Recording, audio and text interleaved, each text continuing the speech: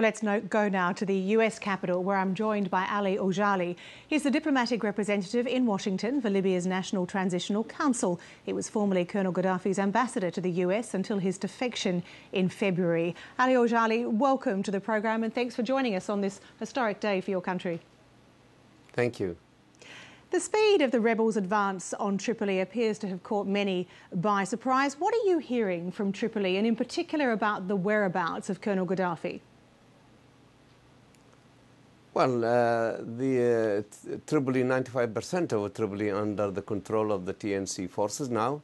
I believe Gaddafi, he's in Libya, but nobody can confirm anything yet. But my information that he is still in Libya. What will happen to him? Well, we have to get him. We have to capture him. He has to face the justice for what he did for the Libyan people for the last 42 years. We must get him. If we don't get him, this is our will worry us for the long time. We have to get him. If he's still in Libya, that's fine. But if he managed to get out of Libya, especially if he go to Africa, that will be a very serious security issue for the Libyan peoples. We have a long border with the African countries, and that will be our concern. And does the National Transitional Council want to deal with him yourselves, or will you hand him over to the international justice system? Well, if you ask me personally, I prefer to handle him to International Court of Criminals. But I believe the Libyan people, they want to see Gaddafi is present to justice in Libya. And I think the Libyan people, they have the right to do that. It is up to the Libyan people completely. I think even the TNC, they cannot decide on this. It is up to the people. What they do with Gaddafi, either they handle him to the ICC or they present him to the court in the Libyan system. The rebel forces are a very disparate group, aren't they? I mean, they're made up of former government ministers who have defected, of long-time opposition figures. There's a whole range of political views. How much do they have in common beyond getting rid of Gaddafi?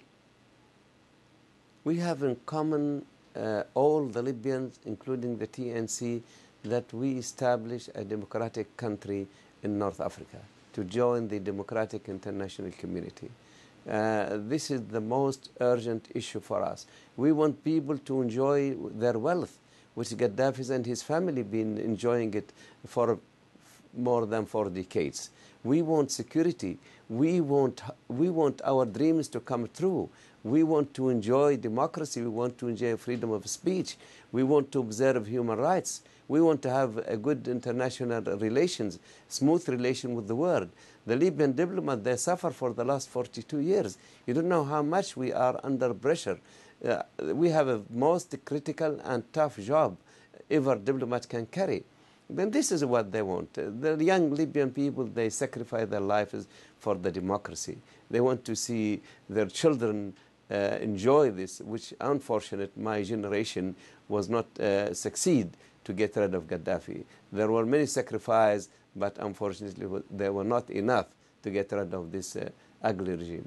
At the same time, though, and I guess we have seen it over the last couple of months, as I said, this is a very disparate group, and there is a very broad range of views: the secularists, the socialists, the Islamists, the business people. How difficult is it going to be to keep everyone together, united with a single purpose, now that you've achieved the goal, or appear to have achieved the goal, of getting rid of Gaddafi?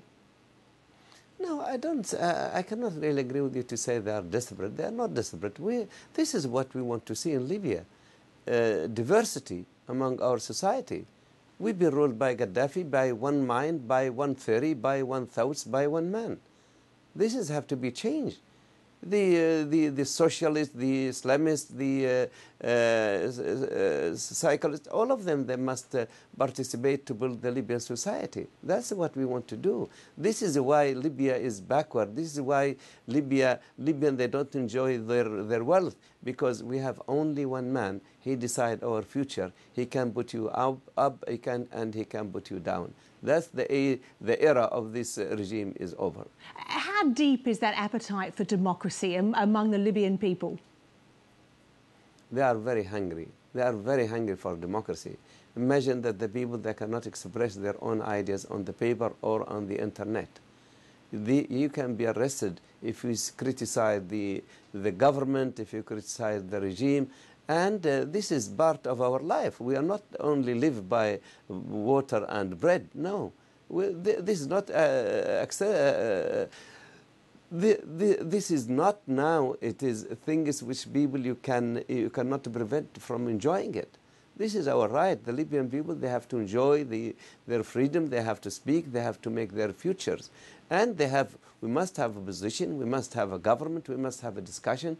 We have to train our people for the atmosphere of democracy. Young generation, now the youngest, the one who born in 1969, now he's 42 years of age. He's not really young now. Then at least they have more time to enjoy more than I do. As you say, you have to train your people for the atmosphere of democracy. I guess that sort of highlights the enormity of the task. And plus, just physically, you now have a country where the economy is in turmoil, public services have been damaged. What happens next? When does the Transitional Council, or how quickly can the Transitional Council actually set up the structures of government? They have a roadmap now.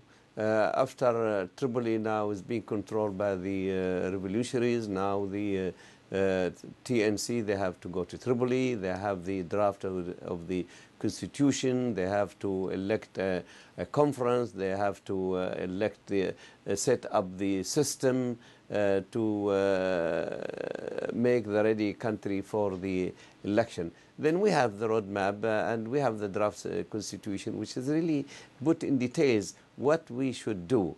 And I have a great trust in the TNC. They are very honest people. They are very well organized. They learn a lot from what's happening from February. You see the takeover of Tripoli. It is amazing. Nobody can believe that Tripoli will be under the control of the TNC in less than 1 day. Well, indeed, with the very minimum of casualties. When you defected in February, did you have any thought that it could come as quickly as it did? I was really desperate when I resigned, because Gaddafi's regime was in Libya for 4 decades. I was very sure that would not be an easy issue to get rid of him, and would not be simple, and the price will be very costly. And I believe Gaddafi, he will never give up. He will never come out to the people and they said, yes, I'm sorry, I didn't treat you well, and I leave you alone. He will never do this. Until now, he is still fighting, he is still killing people. Do you think he is killing people that he, thinking that he will recontrol Tripoli or Benghazi or other cities? No, just revenge. Just revenge. This man, he touched completely. He has no touch with the reality. He doesn't know what it looks like, what's happening with him. His last speeches, he's telling the people to go out in the street. He wants 1 million Libyans to push out the revolutionary from the capital. I think something wrong with him completely, from his mentally wrong with him, I'm sure. Well, Ali Aujali, your country faces many challenges, and thank you so much for talking with us this evening, and we look forward to talking with you again. Thank you for Australian support.